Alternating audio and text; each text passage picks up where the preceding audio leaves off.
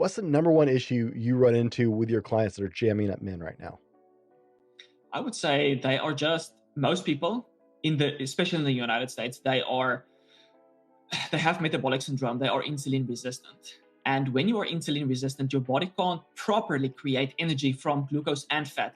This is the thing that people confuse is that, oh, I'm diabetic. I can't properly use glucose. So you want to eliminate glucose to improve your insulin sensitivity. But the fact is actually that people that have metabolic syndrome can't actually properly utilize fat as well. Here's the million-dollar question. How do men like us reach our full potential and grow into the men we dream of being while taking care of our responsibilities, working, being good husbands, fathers, and still take care of ourselves? That's the question, and this podcast will help you with those answers. My name is Brent, and welcome to the Fallible Man Podcast. Welcome to the Fallible Man Podcast, your home for all things man, husband, and father. Big shout out to my Fallible Nation. You guys make things like this possible, and a warm welcome to our first-time listeners. My name is Brent, and today my special guest is Hans Amato, podcaster, coach, biohacker, and fitness junkie. Hans, welcome to the show. Thanks, man. I really appreciate the opportunity. I'm excited. This is almost a part two for us. I made an appearance on your podcast, and that was a whole lot of fun. I'm very excited about that. You guys can find that on his YouTube channel as well as on mine. I have it favorited over there. But Hans, I don't do like big introductions because we get to research each other a little before a show, and I can read accolades all day long, but that doesn't really communicate to people who you are. So in your own words, right now, today, who is Hans Amato? A male. I was born in 1992. That around the year 2015 became obsessed with just male optimization in general. No, that was earlier before that. 2015 is where things actually started to click more. But I really started obsessing about it, let's say about 2013, 14, just researching it, especially once I had my low testosterone phase. Things weren't good.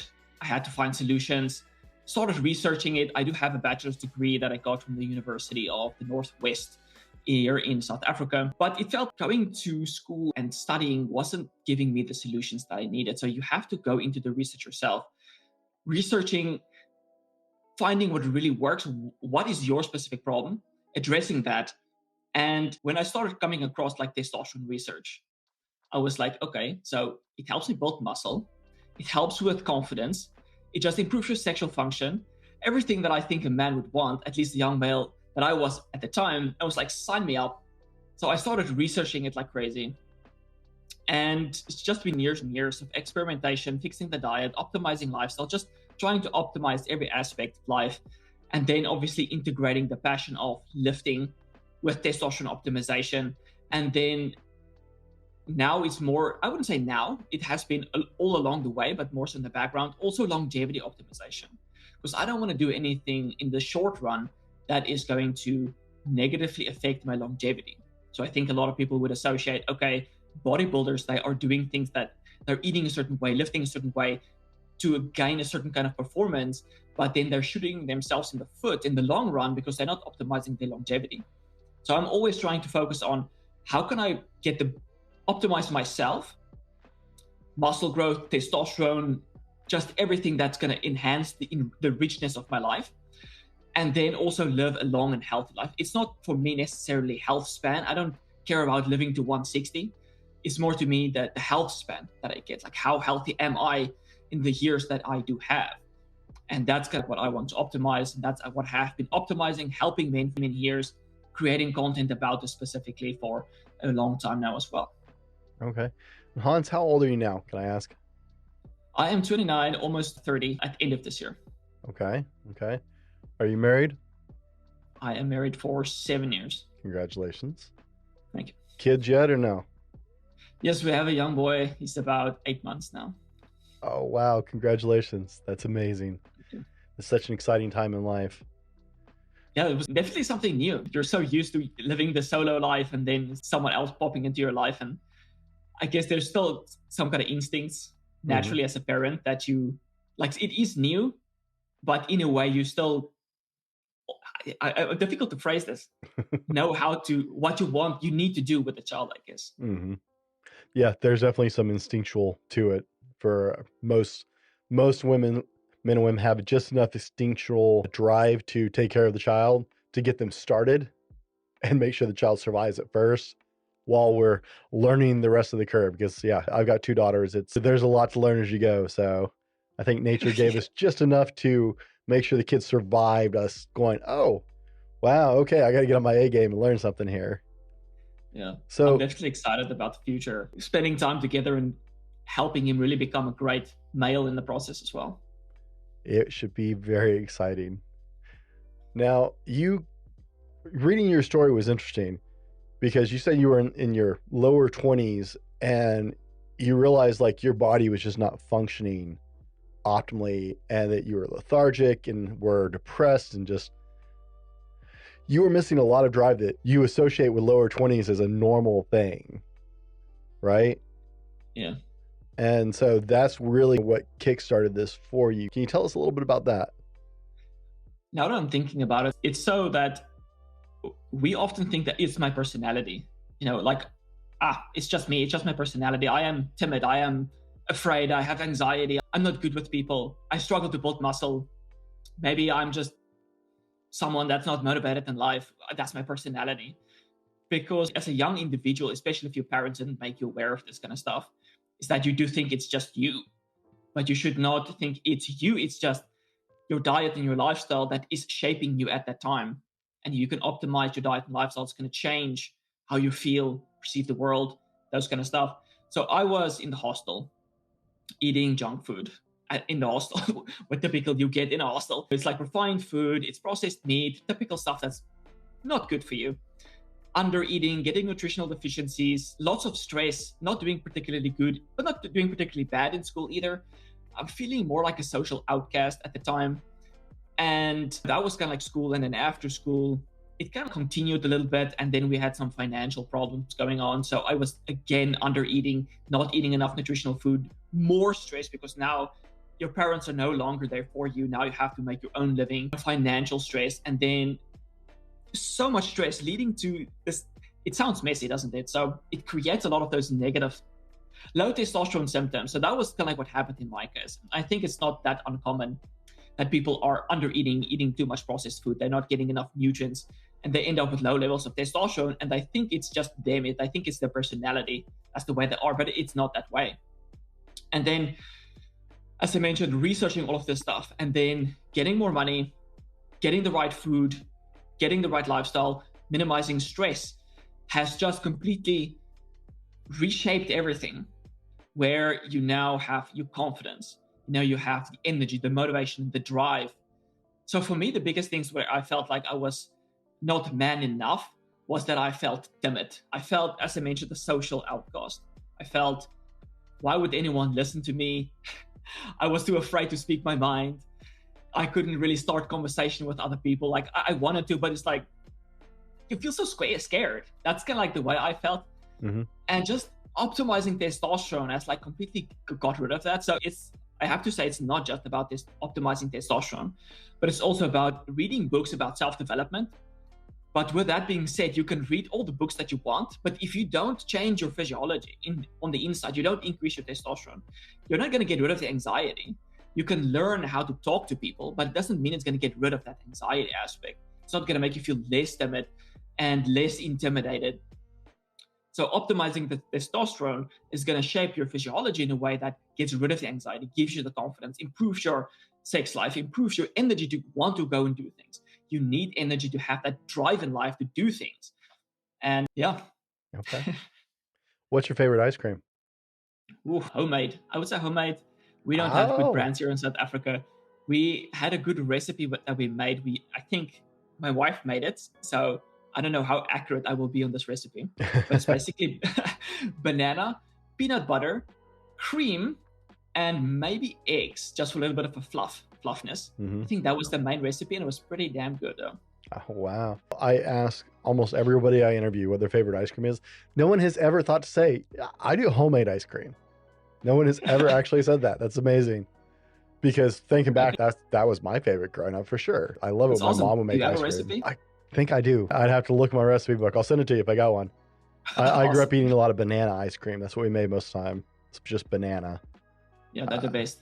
I got an addiction for that, man. It's one of those childhood memories that's just like, oh, right. We have a Ben and Jerry's here in the US. Do you guys have Ben and Jerry's? I don't think so, no. But I don't Okay. eat too many like processed food. So if we do, I'm unaware of that though. They have a flavor called Chunky Monkey, and it's banana ice cream, but it's got walnuts and chocolate chunks in it.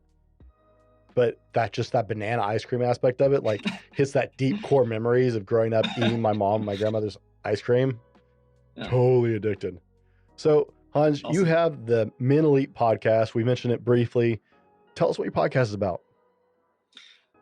It was a little bit all over the place, mostly in lifestyle optimization. But I felt since I want to optimize myself, testosterone, that's kind of like my main focus still at the end of the day. Male optimization, that is the foundation of male optimization. So I'm niching down specifically on testosterone optimization and integrating everything else that is also I'm interested in, like building muscle, the longevity aspect, life enjoyment, and I connect with the testosterone. So it's not that life is just about testosterone and androgen optimization. It's about all of the other stuff, but they are so all integrated. And what I see the most is that people disconnect things. They become too reductionistic. They should just focus on testosterone, or just focus on thyroid, or just focus on gut health. But it's so reductionistic because everything is so integrated. And that's kind of what I try to teach people, but with a main focus on testosterone. So if you want to make an impact, because people know how important testosterone is. So if you want to make an impact, that's what I found is that try to integrate everything with a testosterone aspect. And that's when people will listen because they know testosterone is important. So, gut health influences testosterone, or thyroid influences testosterone. So then they will listen more. So the podcast is testosterone focused, but with every other aspect in mind. So what else influences testosterone? It will be sleep, lifestyle, your mindset, all of those kind of stuff. And that's kind of what I try to help people with. Okay. Can I ask you, just offbeat, in the US, we have right now a really toxic masculinity culture, right? There's a lot of pushback against everything really male. So talking about testosterone, immediately people are like, you don't need to talk about, is that the same case? Are y'all seeing that in South Africa, or is that culturally an American thing right now? I definitely think it's very bad in America. I think we do get some vibes from America because of the social media, but it's not nearly as intense, no. Okay. I was just, since you specialize in that, I was curious, do you get pushback on that? So you said you are digging into focusing on testosterone. My next question, this actually rolls in perfectly, because my next question is, you're passionate about helping men maximize their health and through diet, exercise, a little biohacking. I love that hot term for what you're doing, because I thought that was just like getting your life in order, but now biohacking is the thing, right? What is the number one issue? Because I know you do coaching. What's the number one issue you run into with your clients that are jamming up men right now? I would say they are just, most people especially in the United States, they have metabolic syndrome. They are insulin resistant. And when you are insulin resistant, your body can't properly create energy from glucose and fat. This is the thing that people confuse, is that, I'm diabetic, I can't properly use glucose. So you want to eliminate glucose to improve your insulin sensitivity. But the fact is actually that people that have metabolic syndrome can't actually properly utilize fat as well. So they just have a dysfunctional metabolism in general.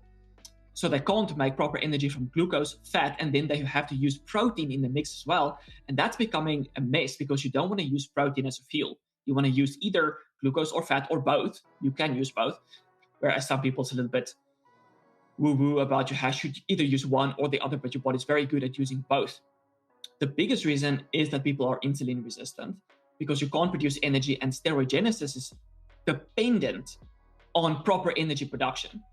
And it's not just the production of ATP, but it's a whole flow of energy coming from glucose or fat all the way through the glycolysis or beta oxidation, going into the Krebs cycle, the electron transport chain, producing energy without a flaw. When you are in a high energy state, that is when your body can optimize testosterone production, and androgen, everything else in the body becomes optimized when you are in a higher energy state. So with that being said, anything that inhibits proper energy metabolism will then lower your testosterone and have a negative effect on almost every aspect of your life. So when you have metabolic syndrome, you're insulin resistant, you have lower levels of energy, and that affects your testosterone, your testes, your thyroid, all of your other organs that's supposed to have a regulatory effect. That's going to affect that negatively. That's the biggest reason. And then we can always go into why people have metabolic syndrome in the first place. And then it's come back to the diet and lifestyle. Diet and lifestyle is almost always implicated in why people have metabolic syndrome. But I would say if we have to break it down, we can go into simple solutions why people have metabolic resistance in the first place. When it comes to diet, it's because people eat refined foods most of the time. That is diet aspect. It's refined foods, so it's nutritional inadequacies. The macronutrients are a little bit all over the place. And then in terms of lifestyle, they're too sedentary and they stress a lot. I think those are the main things. I think stress is one of the bigger problems that I've had with controlling my weight. I know is stress, and I have a problem sleeping. I always have, and that may be very well nutritionally based, but stress I think is one of the harder things for a lot of us to try and learn to control, to keep from interfering with the way our body should work. But yeah. So metabolic syndrome, I read a lot of diet and exercise stuff, but there's just so much information at this point out there that for a lot of us, right, at the layman level, are just going, yeah, but which one is it? It's almost an information overload as opposed to just ignorance at this point, because you're like, yeah, but what's right for me? There's every diet under the sun out there. But before we're going to dig into that portion of it, and guys, Hans knows what he's talking about when he talks about energy.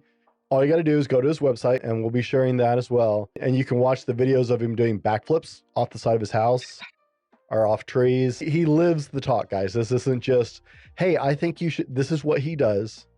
This is who he is.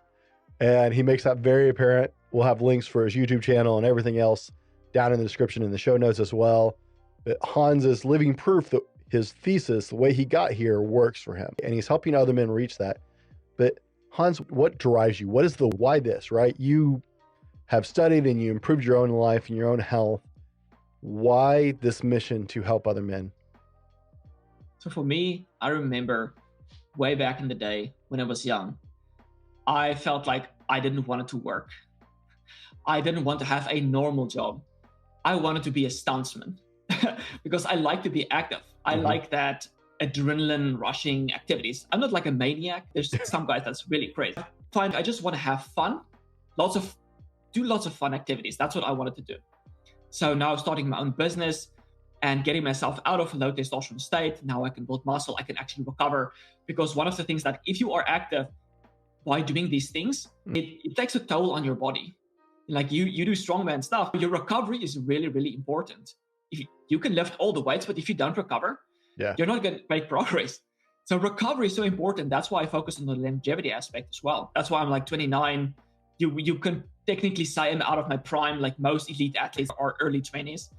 So that's why I feel like I have to focus so much on the longevity aspect. And now that I feel like I have achieved this state where I'm having fun all the time, you have this dialed in. I feel this enthusiasm for life. I'm waking up, I'm excited. I can do the activities that I enjoy. I can do the job that I enjoy. I can manage my stress because I have all of these tactics. But I know I can feel this high energy state. I feel great inside of myself. I have a great relationship with my wife. Like all of this, that I just love it. And then you go in a forum and you hear other people like not having that good life. They don't know how to manage their stress. They struggle to sleep. They feel directionless in life. And let me use this analogy. And since we are both entrepreneurs and you have people helping you, that is so helpful to have other people help you, is that in something that you're not good at, let's say I'm not really good at marketing content. So I'm good at creating content. I'm not that good at, that's very common for entrepreneurs. Yeah. So now I can go on YouTube and I can spend hours looking on things I hate. Now you have to figure out, how do you write sales pages? How do you create this content? How do you figure out how to use apps? Like technology, all of this stuff can be really frustrating. And it's good to have these skills if you can learn it. But just having an expert tell you, you know what, if you go for consultation, this is what you should do in your business. This is who you should hire. This is the direction you should take. It relieves so much stress. And I feel like I can help those people, be that guide for them to improve their life. So I know what it feels like. And it's just that I don't enjoy seeing people suffering when I feel like the solution is so simple. You can just do this. And I know this is going to make this massive difference in your life. Because the solutions that I have found is most of the time free. It's simple. It's very easy to implement. It doesn't take a lot of your time to do. And I just want people to enjoy the life as the same I do. Okay. Fair enough. It's an interesting analogy because I actually just closed a deal with a marketing group for my podcast because I stink at marketing. So right there with you, man. I can do content, but like I have no idea how to market it. Okay. Yeah. It's a good cause, man. That's a good cause. So guys, we're getting to know Hans right now and get a feel for him because I want you to connect with him and understand who he is and where he's coming from, because then you can understand why you should listen to him. I try and bring you guys just some of the best people, and Hans is definitely in that category, guys. In the second half of the show, we're going to get into maximizing your testosterone, biohacking, and just maximizing your health overall. We're going to roll to our sponsors, and we'll be right back with more from Hans. I'm calling on all men right now to stand up and stand against this horrific crime. It is estimated over 300,000 children are being sex trafficked in the United States alone every single day. I want you to get on your social media. I want you to follow savinginnocence.org or fightforme.net.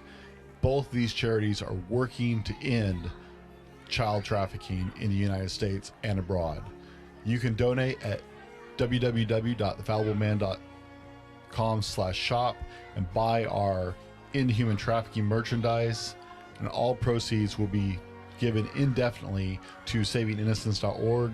You can also go to www.savinginnocence.org/donate and donate directly to Saving Innocence.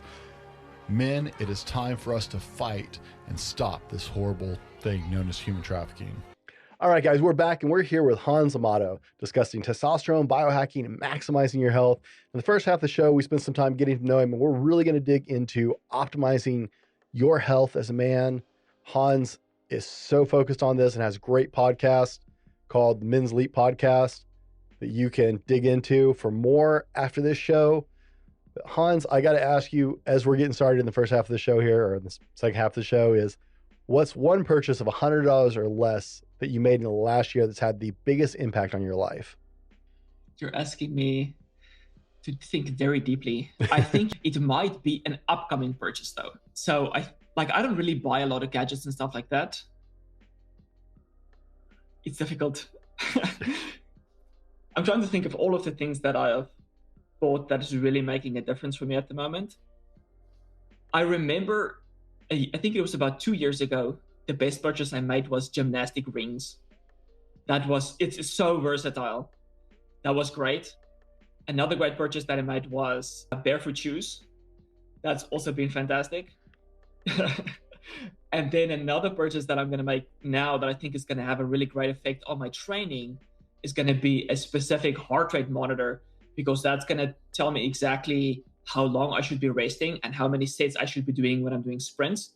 And that's going to have the best effect. How do you put this? Like the best result that you're going to get for the effort that you're going to put in with the training that you're going to do. Okay. So as I mentioned, I don't really buy a lot of stuff, but I think that will be the best purchase this year. Okay. There's a lot of options. Some people with a book. One of my major ones this year is I used to have thinking pad because I fidget when I talk. I kept bumping my camera when I try to record when I'm talking to somebody. It's like $5 or $6, but man, if you're a fidgeter like I am, worlds of difference. So it varies with each person, but you never know what's going to resonate with somebody. So one of our listeners might be like, hey, heart rate monitor is good. I got a friend who bought one. Or someone might go, gymnastic rings. I've been thinking about, I've looked at those probably 100 times. I just don't have a good place to hang them.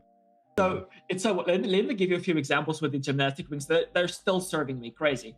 So when I was building up my gym, I didn't have the equipment yet. So literally the first purchase I made was getting the gymnastic rings, because you can do pull-ups, you can do the dips on them, you can do bicep curls, you can do tricep extensions when you're lying down. There's a few more that you can do. I'm just thinking of a few that I used them for. And now you can use them as a monolift. You know what? You probably know what a monolift is, right? Yeah. With the power lifters doing the squat, and you don't have to walk out of the rack. So you can use the same thing. You put the bar through the rings, and then whatever you're going to do, if it's going to be squat, if you're going to do military press, you don't have to walk out. Just go on the rings, boom, press. It's very versatile. It takes up no space. It's awesome. I never would have thought of using it for a monolift. That's an interesting spin on it.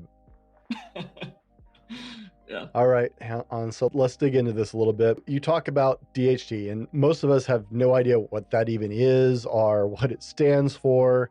And it seems from just doing research on your site, a number that we should probably pay attention to. What is DHT and what does it do? So DHT is dihydrotestosterone, which is our strongest androgen. It has a longer half-life than testosterone. It binds much stronger to the androgen receptor and stays longer on the androgen receptor.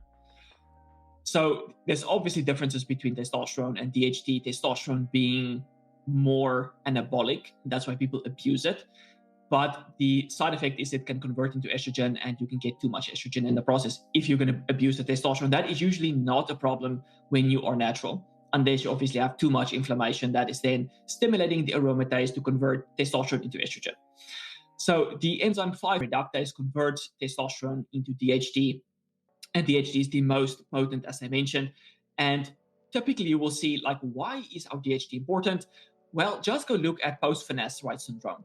This is where people that get hair loss or prostate problems, they go to the doctor prescribes finasteride, usually. And it inhibits 5-alpha reductase. It doesn't crush it, it inhibits it about, depending on the dose you're using, 50, 60, maybe 70%. So you still have a small amount of DHT, but this is typically when men most commonly start to get sexual dysfunction. They lose sensation in the penis when they have sex, so it's not pleasurable anymore. They start to get erectile dysfunction and ejaculatory problems, so it's more like watery substance when they ejaculate. Sorry for all the detail, but I think it's necessary. Then on the mental aspect is that you start to get more brain fog. You don't feel as energetic and driven in life anymore. So typically people, they don't experience pleasure and reward. So usually when someone becomes hypogonadal, they feel like life is not as rewarding anymore. So they become more depressed. So if you do a fun activity, let's say you went in your 20s, you went cycling and it was amazing. You're in nature, you're cycling, you're feeling amazing. But now later in life with low testosterone, you could go and do the same activity. You just don't enjoy it as much anymore and you feel more depressed. So most of those benefits from testosterone is actually because of DHT. Because testosterone and more so DHT stimulates the production of dopamine. And we all know dopamine makes you feel, I don't necessarily want to say euphoric, but it gives you that enjoyment aspect. It gives you a zest for life. It gives you the motivation and drive and happiness aspect. So that's why a lot of antidepressants actually work via the dopaminergic system, upregulates dopamine and make you feel much better. And also, and it's not just because of dopamine, but finasteride then lowers dopamine because it lowers DHT. And that's why you get a drop in sexual function, you get a drop in libido, you start to feel asexual. You're not even aroused by the opposite sex anymore or your partner. So mental aspect declines, sexual aspect declines. You don't get just the physical ED, but you get the mental, the psychogenic ED. So it's like a double whammy.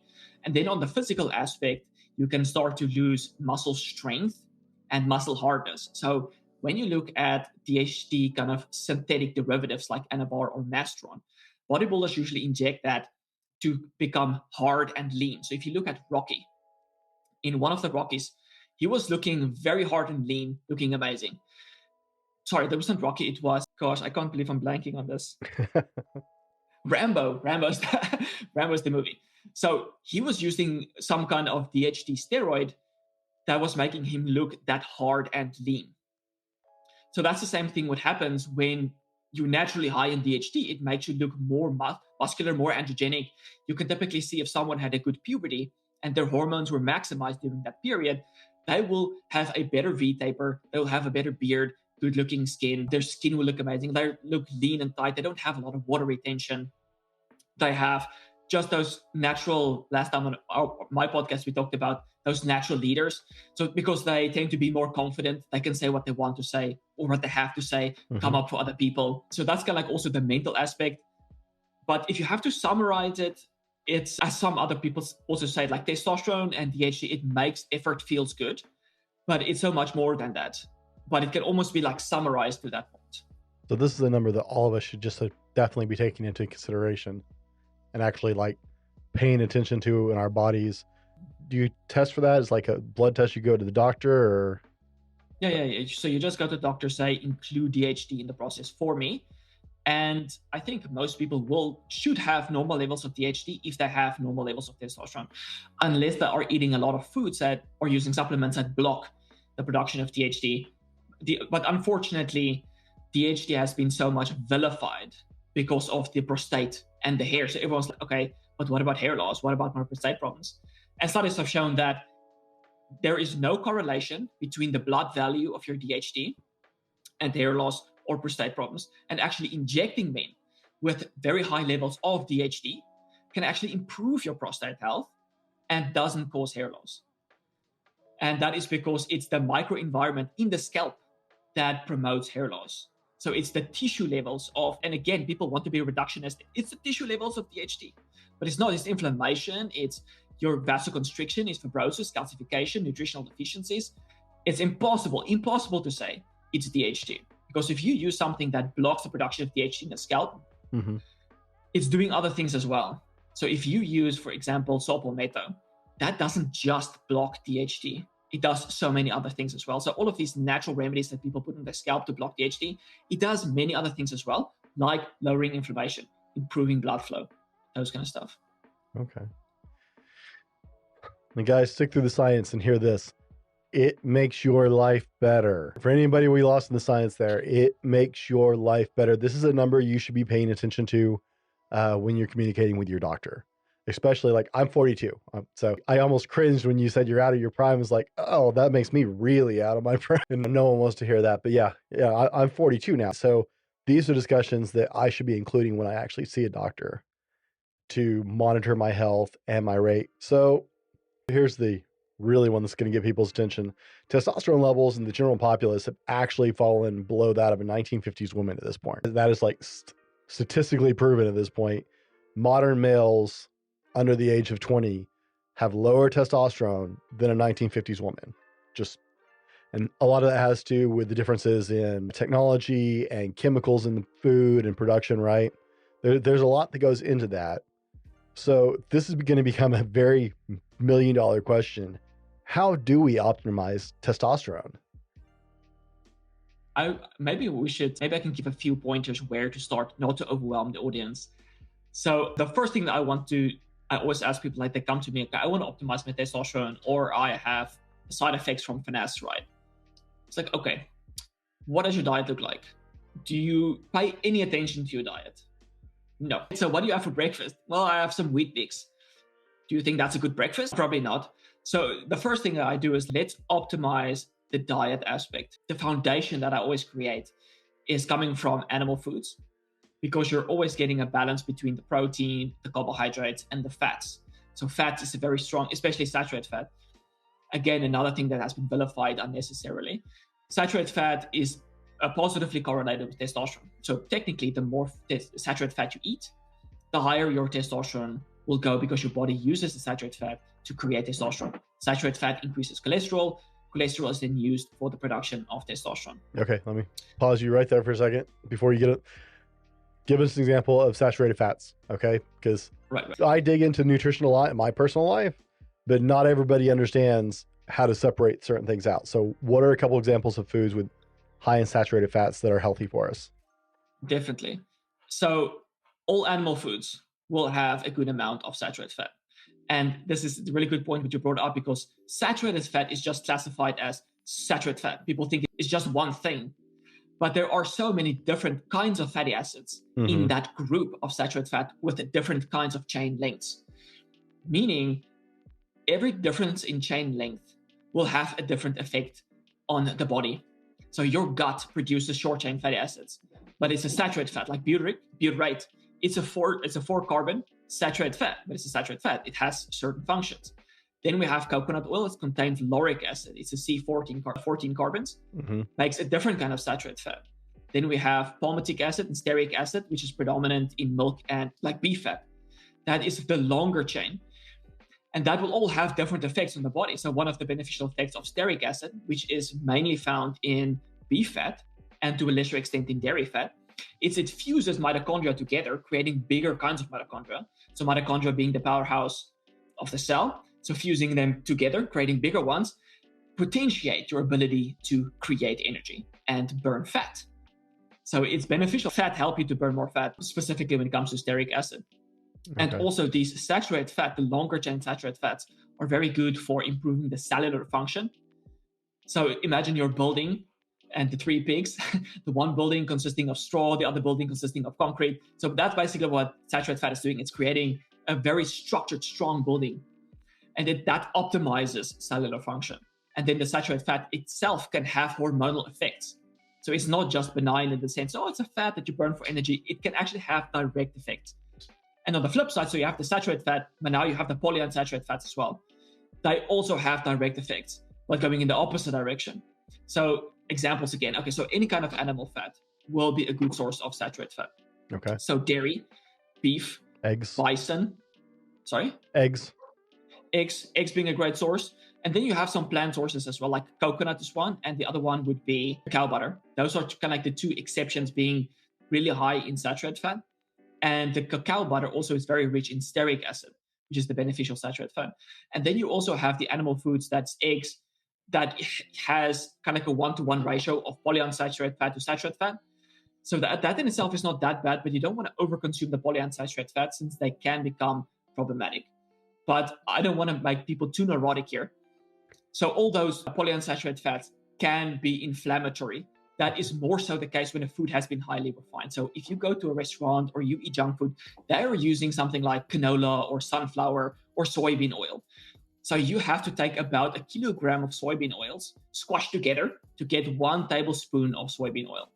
So if they do studies and they give a group of people or animals soybean oil, it is super physiological amount that you would not have gotten from eating food, because as far as I know, no one is really eating 1 kilogram of soybean oils. That's a lot of oil. So if you soybeans, yeah. So they're not really over consuming the polyunsaturated fats. So only when you extract that fat and get too much of that in your diet, I think too much of anything can be a problem that will become inflammatory. So when you look at a whole food source like eggs, even though it's relatively rich in polyunsaturated fats that can potentially cause inflammation, the yolk is also very rich in compounds that is anti-inflammatory, like a vitamin E, that will blunt the inflammation. So I always stick to whole food sources and try not to extract something like polyunsaturated fat that might have the potential to be problematic.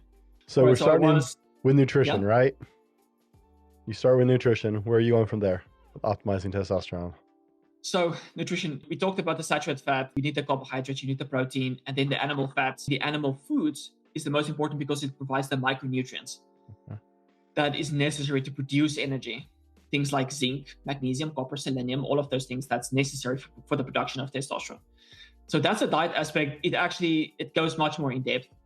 And that's kind of trying to help people with the content on my website and whatnot. So it's not just about the diet and this is the food you should eat. It's also, again, personalizing it.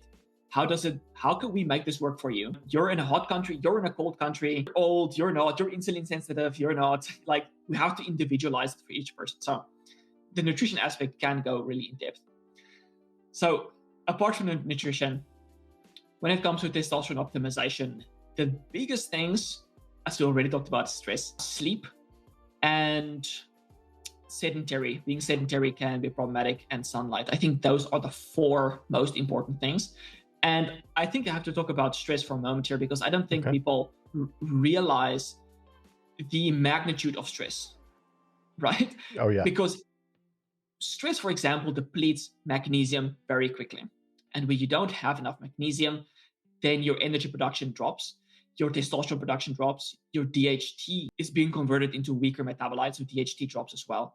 Your cortisol goes up because magnesium is there to buffer the stress. So now with chronic stress, you deplete the magnesium, you don't have enough magnesium to buffer the stress. So cortisol goes up and stay high. All right, so with that being said, let's talk about the different kinds of stress.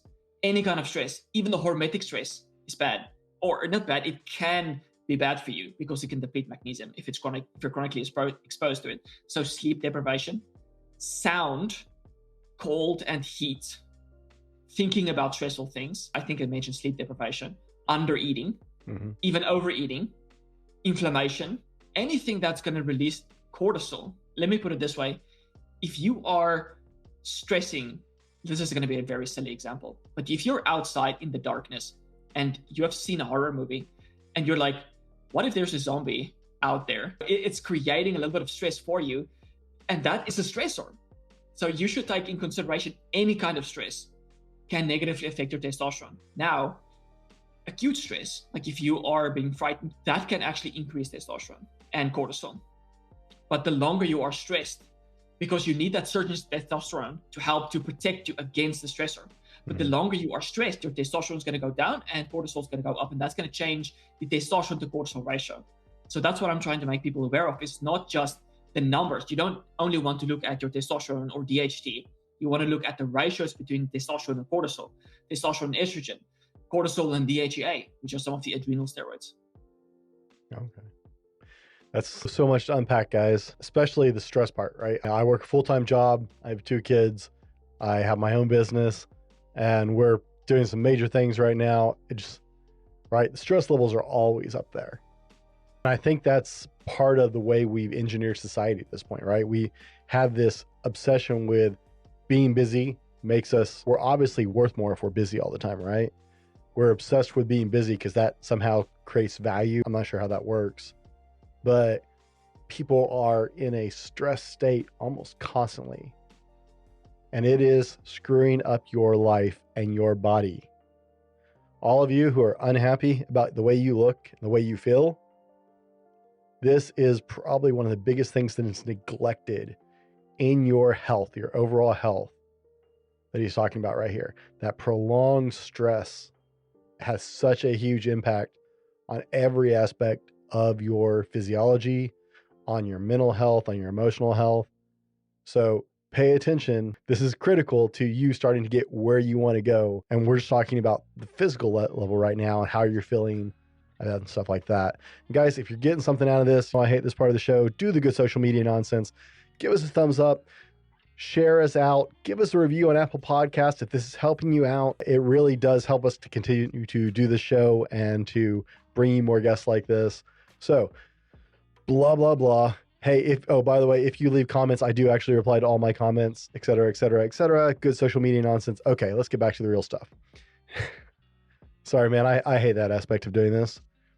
Now, there are a lot of diets out there. And like I mentioned earlier, it's almost an informational overload at this point, right? There's all the good diets. So we all know the names, like the paleo diet and the keto diet and the Mediterranean diet. There's all these ups and downs. Is there one that is better overall for men to lean into? And you said we need to personalize it for sure.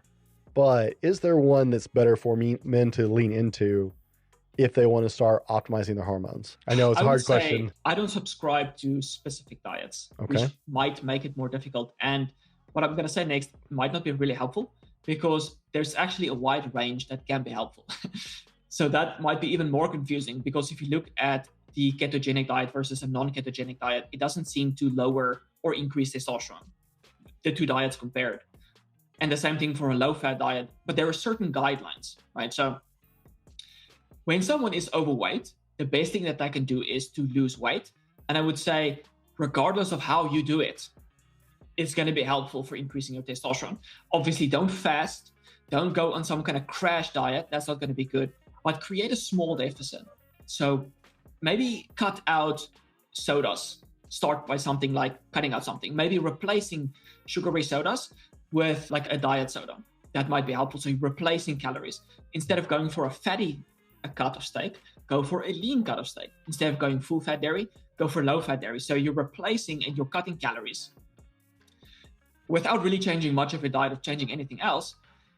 You can then start to lose weight, and then we can start to incorporate a little bit of things into your diet that's going to make you more active to lose weight. That's going to have the best effect on your testosterone. As I mentioned earlier, one of the main reasons why people have low testosterone is because of metabolic syndrome or because they're insulin resistant. So being overweight is kind of like one of those biggest risk factors for creating insulin resistance. So getting rid of excess weight is going to make one of the biggest differences. And it doesn't really matter what you eat in the process, but let's talk about the foundation, following certain guidelines. That would be eating animal foods. So you have your meat, you have organ meat if you're okay with that. You have some broth, maybe some oysters, some fish. It doesn't have to be salmon. People are so obsessed with the omega. It's really not that important. You could go for lean fish as well. having some eggs and then some low-fat dairy, yogurt, pork, cottage cheese, whatever. You're establishing the foundation, having those animal foods in your diet, because it's going to be protein, it's going to be nutrients, vitamins, and minerals. That's going to keep you satiated, and that's going to help with the production of energy. That is the best foundation. And then you just track your weight. If you're losing weight too fast, cut back on other things. I mean, add a little bit more food. If you're losing weight too slow, maybe cut back a little bit more. And I don't want to say everyone should be going out and counting their calories, because very few people actually want to go and weigh their food and start going on MyFitnessPal or Chronometer and logging what they're eating. And it's, again, a massive learning curve. So as long as you can have a good amount of lean protein, and the reason I say lean is because you want, if someone is overweight, they want to lose weight. And that is a good choice if you want to lose weight. So a lean piece of protein with every meal, it's going to provide nutrients, it's going to help with satiety, and that's going to help to increase testosterone. So overweight, losing weight, and again, going into the fat loss aspect, I think we can talk for a long time when it comes to that. I was ranting so long. What was the question again? I was going to ask if there was a better diet for optimizing men's hormone levels. However, I think you actually answered that pretty fairly. In fact, I have more respect for you now even than I did, because if you had been like, oh, this is the diet, I would have been like, oh, no, there goes that. I've seen, Thanks. Right? Every diet has its, they're dedicated zealots, right? There's like, oh, keto's the only way. Mediterranean is the only way. I love the paleo people. It's like, paleo, we're going to go back to our ancestors. No, you're not.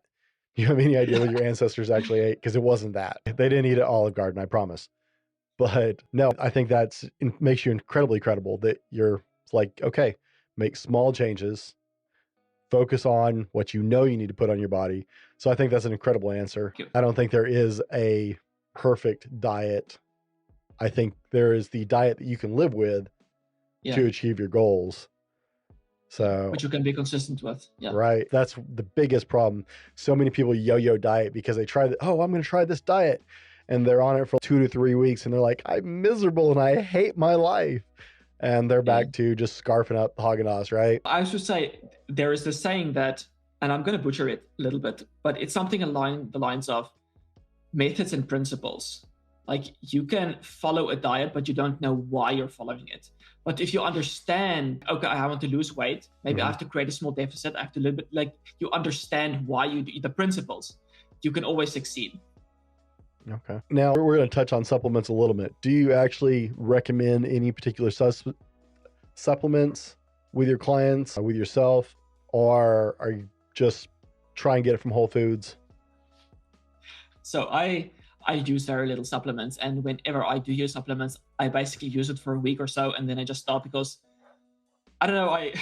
Like, sometimes I do feel the effects of supplements, but I just feel so good without supplements that I'm just like, it's more trouble for me to take the supplement for the little bit of it that I actually do get. So it all depends on the person's situation. If someone is really high stress all the time, then by all means get an adaptogen. That is really going to help to blunt the negative effects of stress. And that's going to help to blunt the negative effect of cortisol on testosterone. So let's say you use rhodiola or ashwagandha or tribulus terrestris or cordyceps. They are great adaptogens. That is going to blunt the increase in cortisol from stress, and that can actually help to increase your testosterone. So the herbs and the stuff that I like is, again, depending on the person. If someone has low testosterone because of inflammation, let's get the inflammation down. If someone has low testosterone because of a high estrogen, let's use something that's going to block estrogen. If you have low testosterone because of excess prolactin, then use something that's more dopaminergic, like mucuna pruriens and tribulus terrestris. I really like the combination of tribulus and mucuna because they lower cortisol, increase DHT, lower prolactin, increase dopamine, lots of good stuff with that combo. So again, it depends on why someone has, but I'm really not a fan of using a supplement. I just go, okay, let's do the diet, let's do the supplements, because I can guarantee you, if someone puts in the effort to do this with a diet, you are able to buffer stress better. So if you have, for example, collagen or a bone broth with some carbohydrates, those amino acids are anti-stress. And then when you are stressed, your body upregulates the oxidation of glucose. And if you don't have glucose available to use for stress, your cortisol will go up to create glucose. So if you can utilize your glucose that you have, that's why you have carbohydrates. Let's say someone was in an accident, they were in a car crash, or something really stressful happened to them. The first thing that you do is you give them sugar water or sugar and salt. you give them those carbohydrates, that's going to help them to buffer the stress. So it's very easy to actually handle stress when you have carbohydrates available to use. It's kind of like carbohydrates are our body's natural way of buffering stress. Now, some people, because they are insulin resistant, they can't properly utilize their glucose. So then giving them something like ashwagandha or tribulus terrestris can then blunt the stress that they don't get a dysfunction in their proper glucose oxidation. And the kicker here is that if someone is chronically stressed, the cortisol is making them insulin resistant. So you want to use carbohydrates can blunt cortisol. This actually, the more carbs you eat, the less cortisol you have. Not in a bad way. It just means that it's a very good adaptogen. But then chronic stress can make that glucose oxidation dysfunctional, depending on the person, so that they can't properly use the carbohydrates and then can't lower the cortisol. But if you have a good diet and you have the meat and the carbohydrates and the fats, that's going to blunt it. That's going to be the adaptogen that you actually don't have to use an adaptogen, because you'll be able to handle the stress. Let me give you another example. So if you're stressed, there's different kinds of people. One person, when they become stressed, actually don't get an increase in cortisol because it's the way you perceive it. If your testosterone and DHT is low and your DHEA is low, you might perceive things as stressor that someone else is not perceiving as a stressor. Stress is always what you perceive it to be.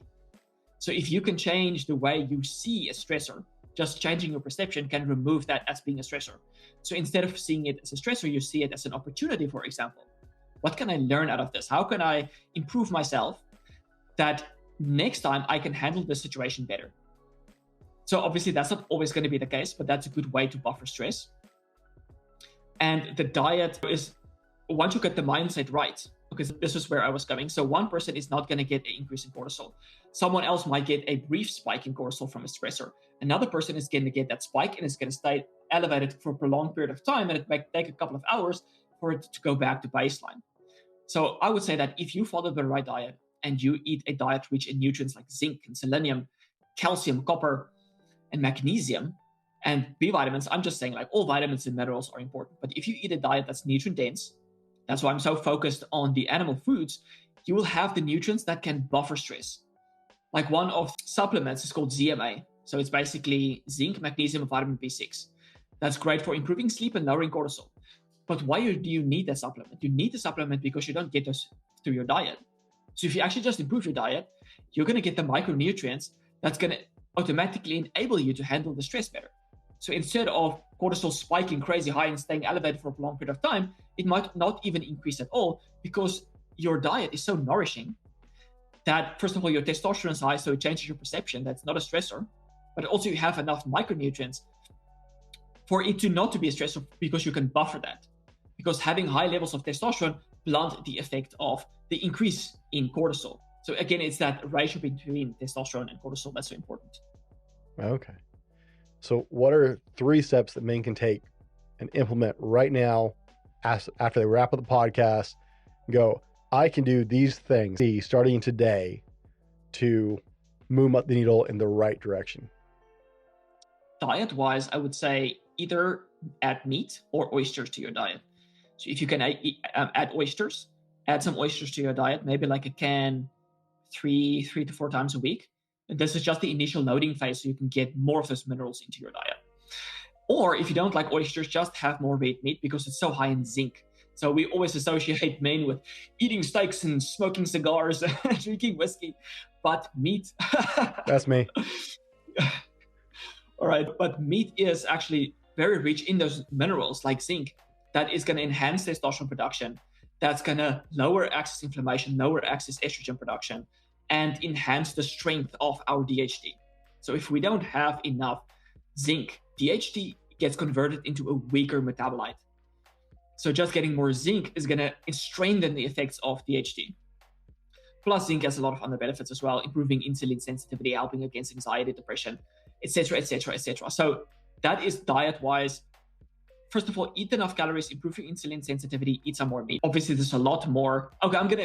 Add one thing is the oysters and the meat. Remove one thing is you have to look at foods that is either bloating you or causing some kind of inflammation.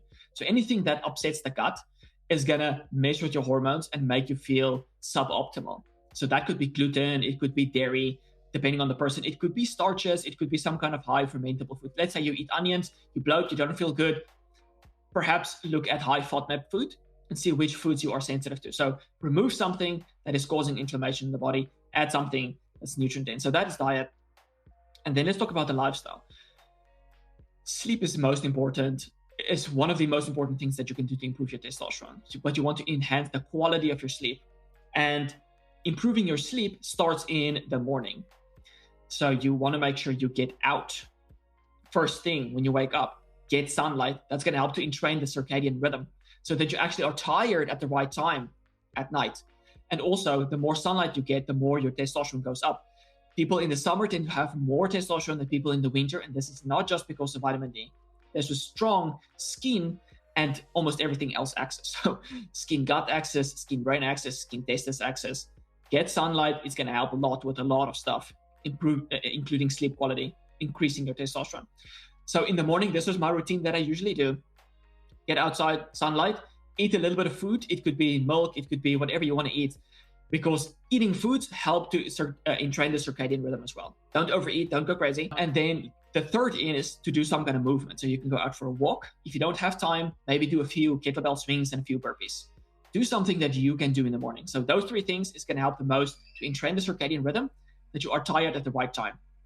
Okay. And then the other tips that I have is basically just built on that morning routine. Try to get more sunlight, try to be a little bit more active. It's going to help significantly with mood and stress management. So you earlier talked about all of this high stress, you're working jobs, you're doing this after hours, you have family. Getting sunlight and doing some form of movement sporadically, it's like exercise snacking. It's amazing for helping you to relieve stress and actually improve insulin sensitivity. So if you can go outside, maybe you have a kettlebell, you go outside every hour on the hour, do 10 swings, 20 swings. Like you do your swings, you have a cup of milk maybe, you sit in the sun, you just enjoy the heat, you drink your milk, and that's going to help to relieve stress, get the blood flowing, get your mind off of whatever is bothering you. And the more consistently you can get sunlight and do some form of movement, is going to have strong antidepressant effects. That's going to help to enhance energy and manage stress. I think that's going to be like the main points that I think is going to help people out. All right. Now you have a program, right, to help men get going on this. And we're going to share your website here, guys. And you can find his website at menelite.com. It's men-elite.com. Now, on your website, how do we find this program? Because this is the easiest place for people to find it. Where is that? So courses. Courses. But I would just say, like, before we go to courses, so I have the Alpha Energy Male course. That's kind of like the granddaddy that summarizes everything, how to optimize testosterone. That would be what to eliminate, what to add, the lifestyles, everything that you want to do to optimize testosterone. But that is the granddaddy course. What I want to do for your audience is I have a book, the How to Increase Your Testosterone Manual. It's basically the things that we talked about here, a little bit more in detail, so that people have a reference to go after they have listened to this, like a summary, so everyone can don't have to re-listen to the podcast just to get everything. So I want to give that book to your audience for free. They can use the code RAINT. That's going to be the the coupon. That's going to give them 100% off from the book. That's going to be a good starting. And then they can check me out. If they're interested in my stuff, they can read my website, they can read the book, and then if they really want, then get the granddaddy if they're serious. But I don't want non-serious people to do it. If you don't have time in your life, if you feel like now it's not the right time, which I don't know why people would feel that way, then perhaps don't get the course, because it is packed. It's packed with information, and it will take a little bit of time to go through it, but it's going to be worth it. Guys, I will have links for his website, for all of his connections down below, and for this free gift. Thank you for that, for my audience. That's amazing. Now, is the website the best place for people to connect to you? Or also YouTube. I'm releasing most of these snippets. So if people are interested in testosterone optimization videos, then go to my YouTube, because I'm more active there than my website. On my website, I release an article once a week, but my website is definitely an archive. You can go in there and search whatever you want to search, like prolactin, estrogen, testosterone, DHT. Okay. All of those are there. I've already written big articles on that. And then I'm kind of releasing every other day videos on my YouTube. So that's where I'm kind of most consistent. But I think website, YouTube, that's going to be the best places. All right, website, and I'll be sure and have links for all that. What is next for Hans? Next is to automate the business more and to have more fun in life. I want to live my stuntman lifestyle. I want to remove myself in a way from the business. And what I mean by that is that you talked about being busy versus productive. And I wanted to elaborate a little bit more on that, is that we feel so the need to be busy because then we feel like we're at least doing something, moving in the right direction. But because we are so busy, we might be missing what's really important to be productive. And it feels, and I know a lot of people feel the same way, impossible to take a day off other than the weekend. And even most people can't take the weekends off. So for me, I just feel like if you can take days off, you will do more and better work in the days that you do work. And in the days that you do take off, you're not going to be bumming on the couch. Obviously, it's going to be going out and living that fun life. And then just showing people this is what's possible. Being an example, that's what you mentioned. If there's funny enough, there's a guy on Instagram that is kind of like just starting up, also creating content on testosterone optimization. But he's not showing himself. He's just sharing this information. And for me, it's, what's the point of sharing information if you don't know how the person is applying it? If you're not the example of what you're doing, you got to be the example of what you do. And that's what I kind of want to help people with is I want to be more of an example if possible. Like have a fun life. I want to inspire people, inspire them to do the same, have fun. Absolutely. Guys, we have dropped so much information. Okay. Re-listen to the podcast, get Hans's free book. Okay. That will help you be next steps. I love the fact that he's giving you next steps from here where you can go. That is amazingly generous. So thank you for that. Guys, check it out. Hit over to the Men Elite podcast, guys. See what he's got going on over there. Listen to what he has to say.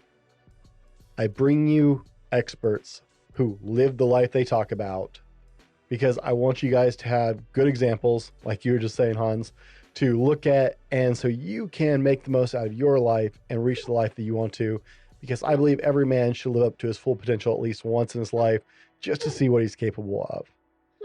Hans, thank you for taking the time to be on the show. Guys, as always, be better tomorrow because of what you do today, and we'll see you on the next one. This has been the Fallible Man Podcast, your home for everything man, husband, and father. Be sure to subscribe so you don't miss a show. Head over to www.thefallibleman.com for more content and get your own Fallible Man gear.